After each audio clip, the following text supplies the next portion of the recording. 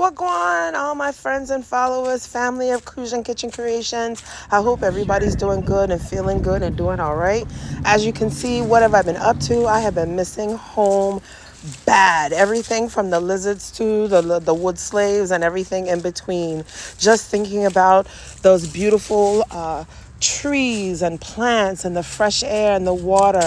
Look at that beautiful breeze that's looking out over our gallery. We live out west. You could just feel the breeze, right? But while I've been missing home, I've also been trying to share the culture from home, and I did a little lesson on how to use a mortar and pestle, and I'll just show you here.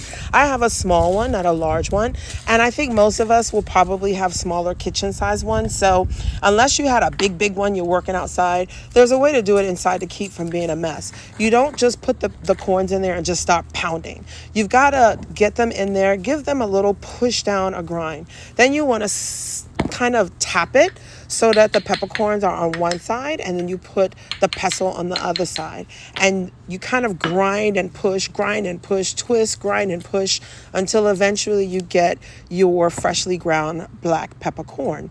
And so I showed you how to do the same thing with cloves. Cloves are easy. Pick the buds off. You don't want the sticks. Don't throw the sticks away. The sticks you can use, but you don't need them in this because it can make it too hard and also a little bit bitter. So you just peel the little buds of flower buds off the top. Same idea. Get some to the side, push, grind. It's a little softer so you don't have to work as hard, but it's the same technique, and eventually with that you will get your ground cloves. So once you're done with that, if you like, hey, let me just see if I can do something else in my mortar and pestle, you absolutely can. You can do the salt that you need, 4-pound salt, and that's either rock or sea salt.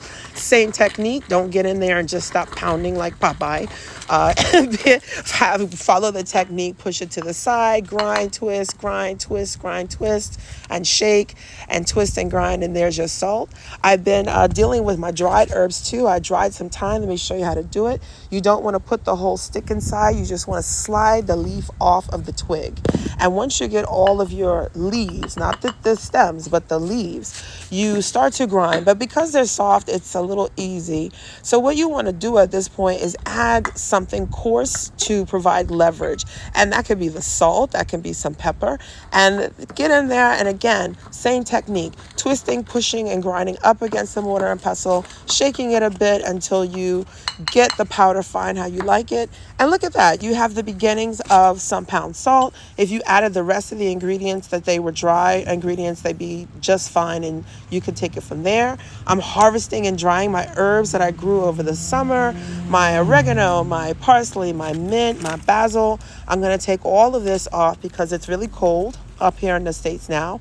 And what I'm doing is that I'm drying them the old-fashioned way, so that I can start to use those and my more authentic approach to creating the pound salt. And of course, I have been studying our Holy Grail how we cook, looking for new recipes, also checking in on old notes of mine, tweaks that I've made to recipes, because, you have to make it your own. Whether it's my pound salt seasoning or even getting in touch with my family elders, my auntie who is 90 years old, giving me some family recipes there. I tried to scribble it down quick, God bless her soul. A lot of people forget I'm very busy. I'm a full-time teacher. And in addition to being a teacher, I'm also an attorney. And so an attorney and advocate. So election season took a lot out of me. But my dad did a wonderful thing. He sent us a big, huge box of pears, fresh from St. Croix. They arrived green. He sent them overnight, 2 days, something like that. But they ripened in just a day or two. I made some avocado toast and hibiscus tea. I'm thinking I'm being bougie with this, right? Turns out my father told me back in the old days, that's how they would eat it. Hot butter bread in the morning with some avocado mushin, some pear.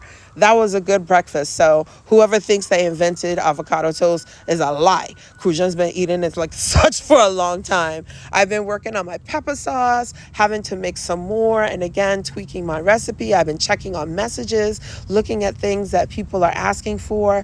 I've been trying to support our local businesses on St. Croix. I'm also working on a little thing of my own that hopefully will bring more of the flavor, vibrancy, culture, all of the beauty of the U.S. Virgin Islands to more people. So thank you so much for checking in. I hope that you enjoy this update, and please look out for more coming soon.